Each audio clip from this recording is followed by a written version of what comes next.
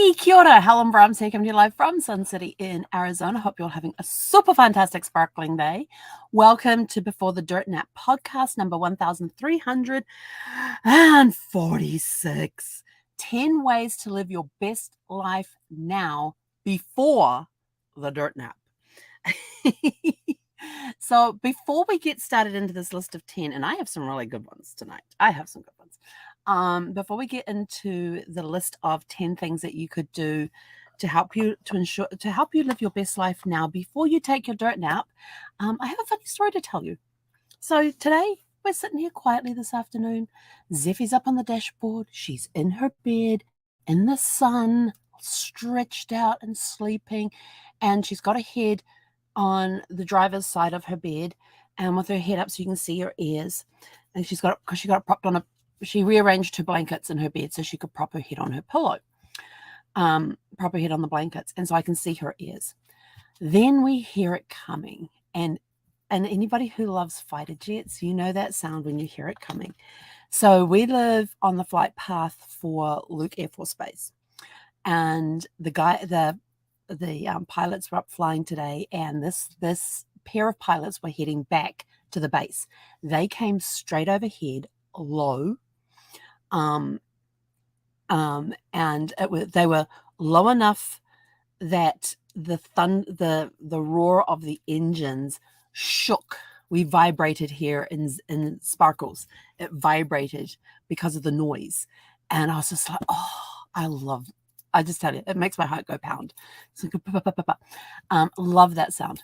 Zeffie, nothing. She's like out cold, and there's these jets roaring over here, and there was two of them. They were in close formation. They're coming into land at Luke Air Force Base. They are low. I don't know how low because I didn't get outside to see them, but I know when they're that low and we shake in Sparkles, they are low. Not a reaction out of her at all. Nothing. She does nothing. Not even an ear twitch. Nothing. And I'm like, what's wrong with my dog? Well, then a few minutes later, she gets up and she goes into the bedroom. 15 minutes after the jet goes overhead, a UPS truck comes down the street, parks, stops in front of the neighbor's place. She comes flying out of the bedroom. Zeffie comes flying out of the bedroom, sits on the top step in front of the doors because we had the door open, but the screen door was closed, and was watching out the screen door. And I'm like, hang on. Jets came through, made a whole bunch of noise, shook the RV, and there's no reaction from you. The UPS guy turns up, and she's sitting at the door waiting and watching. That's my little funny story for today. So, 10 ways you can live your best life now before the dirt nap. Ooh, got some good ones in here. Okay, so let's get started with this. Number 1 is define your own idea of a fulfilling life. Take the time to understand what truly matters to you and what brings you joy and meaning. Reflect on your core values, goals, and passions. When I do these, I'm not a person who makes lists. I know that there are people out there who make lists. Brad loved making lists. My mom loves making lists. I make a mess. And what I mean by I make a mess is I mind map. Zeffie, it's okay. I mind map. And when I mind map, I get out my craft roll of paper and my box of different colored Sharpie markers, and I just start drawing circles and linking things to things and having things go all over the place. It's a mess. Then I take that, and so I can see it on a smaller scale, I then upload it to a program called MindMeister, and that's an online mind mapping. Now, some people can go onto that directly and make the mind map. I've got to have that pen to paper connection for it to make sense to me. But I don't mind copying it out afterwards and putting it onto the mind map electronically so that I have it for later on. So define your idea of a fulfilling life. What do you want to, what brings you joy? What gives your life meaning? What are your core values, your goals, and your passions? And think of things like, if you had unlimited resources, what would you be doing in 5 years' time? Where do you see yourself? What will you be doing with unlimited resources? So that's number 1. Define your own idea of a fulfilling life. Number 2, set clear goals. Once you have a clear idea of what you want, set specific, achievable goals that will help you work towards your vision of a fulfilling life. It's as simple as that. You can make sure that your goals are SMART goals, which is specific, measurable, achievable, relevant and timely. They've got to have a time limit on the end, because a goal without a time limit is just a dream. So what are you going to commit to with your goals? And you don't have to do everything at once. Take one goal here and work on that. When that's completed, work on the next one. So don't think that, you've got this great mind map or this big list and now you've got to set goals for everyone. Yeah, no, just calm it down, bring it down to, maybe 1, 2, or 3 top priorities. You know what your schedule is like. Schedule things into your calendar to achieve that you can work towards to achieve your goals. And this will help you do, what 3 goals you're going to work on this week. Put the time into the calendar and make it what we call a doctor's appointment or a lawyer's appointment. That is, you're working on it for an hour or 30 minutes. It is no phones, no emails, 0 interruptions. If you're at home with the family, the do not disturb sign goes on the door with the instructions on, unless it is a life-threatening situation. You do not disturb. You are to be not disturbed. If it's, unless there's blood pouring out or there's a fire in the house, don't disturb. Make it, let the family know that you are taking this time and you need to zero in on these things. I usually put an hour in my calendar for that, turn my phones off. I actually close my email tabs and get going with my goal. Working on my goals. Number 3. So number 1 is define your own idea of a fulfilling life. Number 2 is set clear goals. Number 3, prioritize self-care.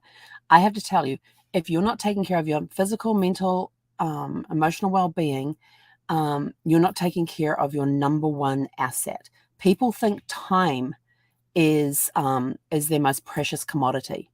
You can have all the time in the world that you want, but if you're not taking care of yourself physically, mentally, and emotionally, it's not going to matter how much time you have, unless you are in a place of self-care where you can take care of your physical, mental, and emotional well-being that is essential for your best life. You've got to make sure that you prioritize those self-care activities.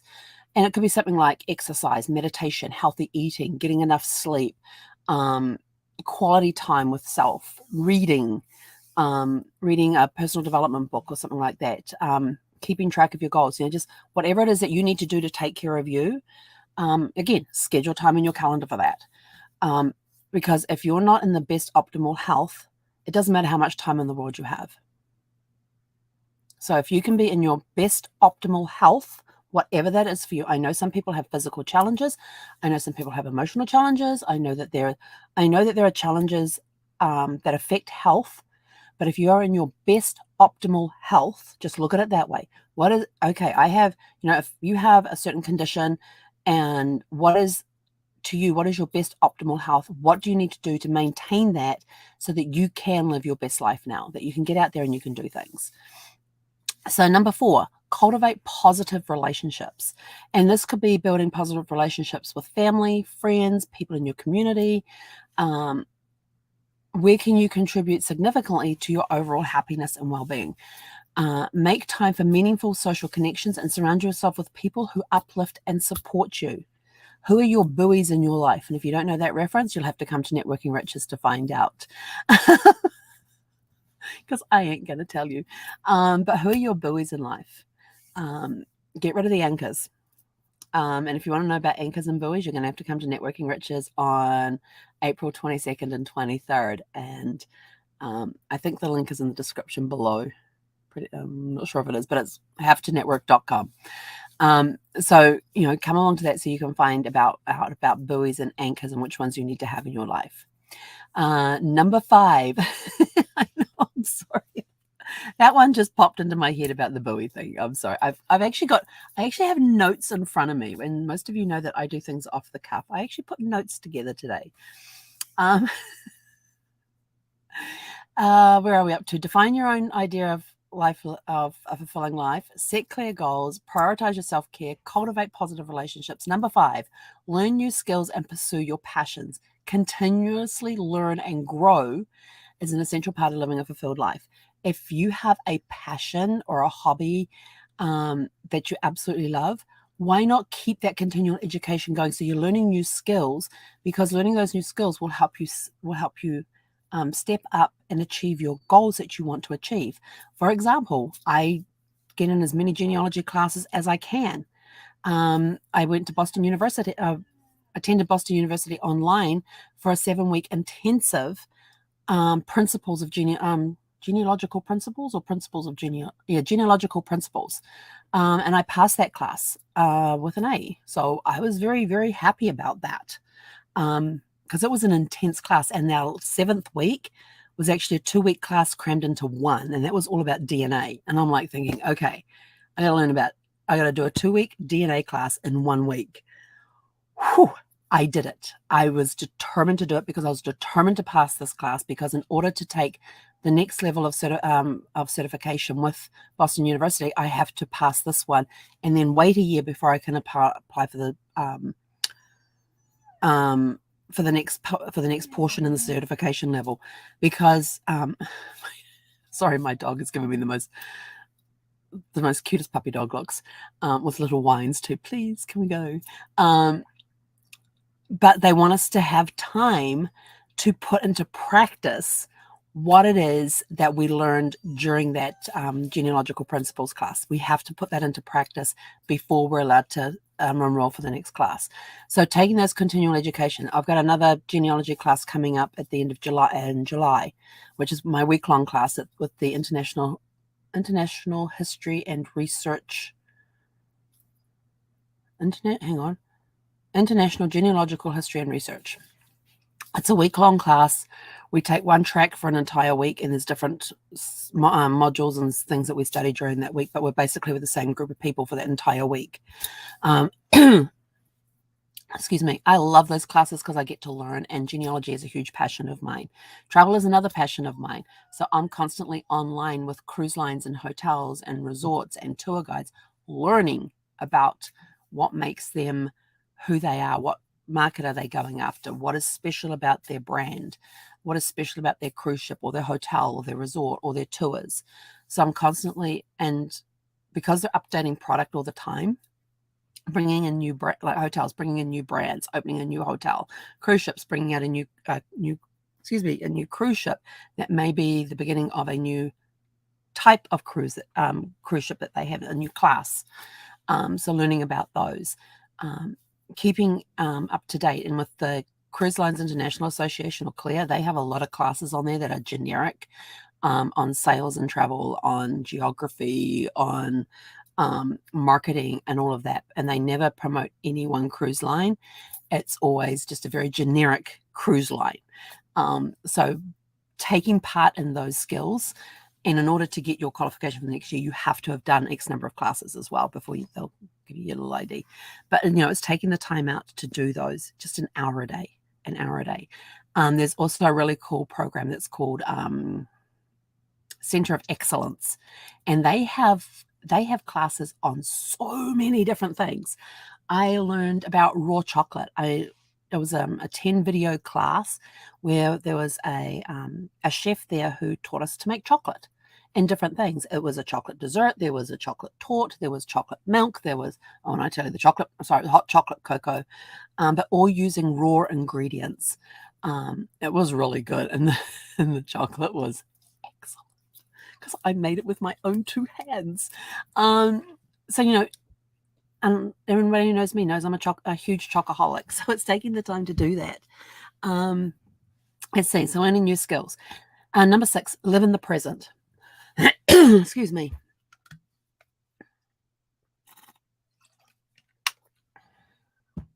Live in the present moment. Mindfulness and being present in the moment can help you appreciate the beauty of life and avoid getting caught up in stress and worry. Take time to slow down, savor the small things, and be grateful for what you have. When I used to walk Zeffie out, I always had headphones in and I was listening to some book. It could have been a fiction book. It could have been, if it was a fiction book and it was an action book, she got longer walks because you never stop a walk in the middle of an action scene. You just don't do that. It could have been a self-improvement book. It could have been a business book. I mean, I listened to one of Richard Branson's Virgin books. I can't remember which one it was. And that was very enlightening. And I learned a lot listening to that as we're going around. But then I realized that And Zeffy was like all over the place. And so one day I went out and I didn't have time to hook my phone up with the headphones and everything else. So we just went out for a walk and I didn't listen to anything. And I was more in tune with what Zeffy was doing. And she was started walking straighter. She wasn't darting off in all different directions because I was there and I was present with her. And so ever since then, I never listen to books when her and I go for a walk because she's constantly looking at me. Are you there? Are you paying attention to me? Are you seeing what I'm doing?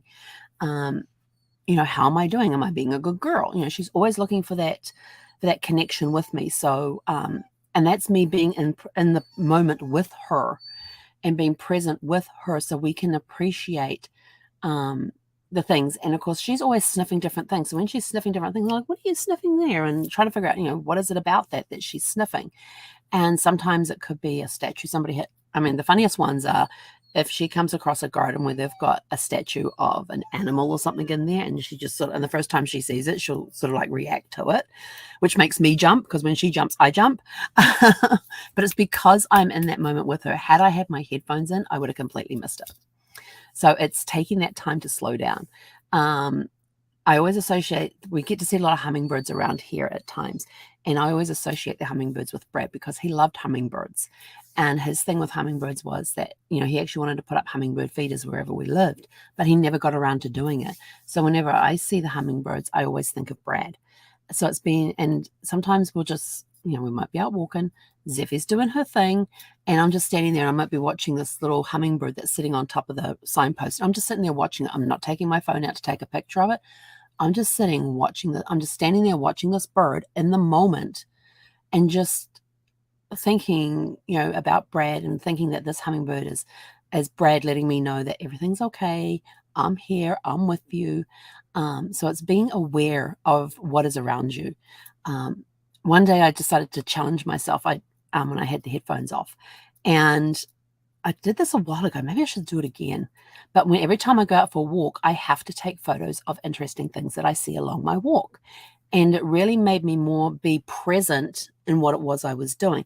Did somebody have some beautiful flowers that were growing in a flower pot on their site? Or did they have some interesting statues in their garden area and things like that? And people have some very interesting things. And I was taking these photographs of them and then posting them online to say, hey, these are from my morning walk this morning. So I might actually do that one again. But that's living in the present moment. It's being aware of being aware of what you have, what is around you, what is going on in that moment in life. And it could be something as simple as sitting out in a garden and watching butterflies. I love butterflies. Butterflies remind me of my grandfather. So there's different things in nature that remind me of different people. And I love being out in nature. So take the time to just sit, just breathe in, breathe out, and be present in the moment.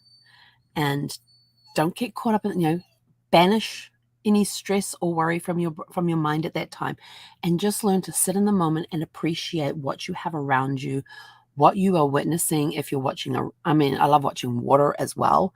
So I like going down to the beach. I don't like sand. So I will actually sit up in the park. This is me getting to the beach.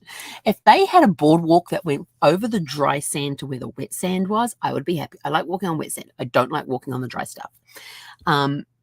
And I love that feeling when you're standing in the water and the waves are coming up over your feet. Then when the waves go back out, they're pulling that sand out from under your feet. It is the coolest feeling ever.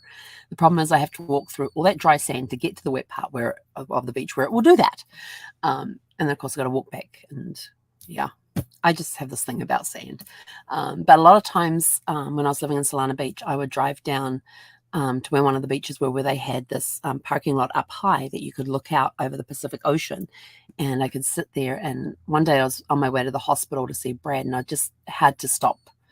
I wasn't in the best frame of mind at the time, so I stopped and just sat there, and I watched the marine layer come in. There was a guy down on the beach who was surf casting, which is where they stand there in their waders. They have this great big long fishing rod that's about 6 foot plus, and he's out there and he's just surf casting. And in like 15 minutes, he was gone. Could not see him because of the marine layer. We just literally watched this wall of fog just move in across the water and engulf him on the beach and engulf the entire beach. And the next thing I knew, I was engulfed in it as well. It was incredible just to be in that moment and watch it. And I had the windows down so I could get the sea breeze. So I had the fog in my car, and yeah, that was kind of fun trying to back out of that one. But it's being present. Where are we up to? 7, take calculated risks. Zeffy, come here. Come here. Take calculated risk. Live your best life may require you taking risks. It will require you taking some risks. And be willing to take calculated risks. Learn from your failures. Your failures are not failures. They are lessons to be learned, and challenges are opportunities for growth. Learn to step outside your comfort zone. And you don't have to take a great big giant leap. You can just go up to the edge and just do a little step across, get a little taste of it, then take another step. Trust me, I am so far outside my comfort zone, I have no idea where it is. I lost it a long time ago. But take calculated risks. Get outside your comfort zone. If you're in your comfort zone, you're not going to grow as much as if you step outside your comfort zone. When you step outside your comfort zone, different things are available to you. Different opportunities come along, ones that are going to stretch you and help you stretch and grow in your thinking, in your business, in your life, everything. So be prepared to take calculated risks. Number 8, give back. And this is all about contributing to a cause or giving back to your community, where you can find a sense of purpose and fulfillment. And consider volunteering, donating to a charity, finding other ways to give back. What in your skill set can you use to help those less fortunate than yourself? Where you can use it in a volunteering capacity. If you're a lawyer, you do the pro bono stuff. Do it with joy and do it with a don't look at it as like, oh my God, I got to do pro bono. No, embrace it. Embrace it as a way that you are getting to help somebody. So if you're doing any pro bono work for anybody, no matter what trade you're in, look at it as a way that you can give back without expecting anything in return. That is the point of giving back, is that you find a way to pay it forward to others with no expectation of receiving anything in return. So I think I should change give back to pay it forward. That sounds a better one. Number 8 is going to be pay it forward. And that is working in your community, volunteering for an organization, using your skills to help others that are less fortunate than yourselves. Find a way to pay it forward without expecting anything in return. Number 9, practice forgiveness. Whew, this is a tough one. I will admit this is a hard one, but it's learning to, forgiveness is learning to free yourself from your resentment and negativity to help you move forward in life. Practice forgiveness towards yourself first. What do you need to forgive yourself for? It could be something that happened in the past that is holding you back. When you learn to let go and you learn to forgive, you're able to move forward. Then once you've forgiven yourself for whatever it is that you have done, present, past, whenever, now work on forgiving others. And again, the same thing, letting go of the grudges, the past hurts, and now you are free to move forward. And I tell you, when you start forgiving yourself, amazing things start to happen. And then number 10 is embrace a positive mindset. I was thinking of making embrace a super fantastic sparkling mindset, but I thought some people might find that a little over the top. So we'll just embrace a positive mindset. Your thoughts and attitudes can have a significant impact on your life. Practice optimism, gratitude, and with gratitude, always begin, when you wake up in the morning, always begin the day with a grateful heart. I have it written on one of those stick-up thingies that's on my mirror in my bedroom. So when I wake up in the morning, that is the first thing I see is begin every day with a grateful heart. And I truly believe that. Have a growth mindset. Focus on the good in your life. Celebrate your successes, no matter how big or small they are. Every success deserves a celebration, because when you succeed at something, even if it's something small and you have a small celebration, if it's something small and you go out, blow up, and go, oh, I remembered to go and get my watch cleaned today. We're going to go on a 5-day trip to something. Yeah, no. You just want to keep it to scale. If it's a small thing, make it a small celebration. But it gives you that sense of joy, that sense of accomplishment, that sense of pride in the fact that you got something done. And now you want to feel that feeling again. So now you go on to the next step and you work on the next thing. Focus on the good in your life. Celebrate your successes, learn from your failures, and keep moving forward with a positive outlook on life. I know that that is a hard one to do. Keep moving forward with a positive outlook on life. I know. People are amazed that that I have such a positive outlook, even though my husband passed away. Within that first year after Brad passed, they were surprised at how positive I was. And I'm sort of like, I'm just honoring my promise to Brad that I would always keep moving forward. And I always remember my little saying is, no matter what happens today is always super fantastic and sparkling. And sometimes I have to repeat that several times a day. Other days I just repeat it at the beginning of the day and it sees me right for the day. Other times it needs a little refreshing. So those are your 10 things on how to live your best life now before you take a dirt nap.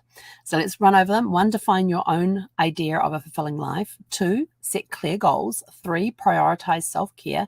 4, cultivate positive relationships. 5, learn new skills and pursue your passions. 6, live in the present moment. 7, take calculated risks. 8, give back or pay it forward. That's right, we're changing 8 to pay it forward. Number 9, practice forgiveness. And 10, embrace a positive mindset. So I hope that's helped you tonight with learning some new things.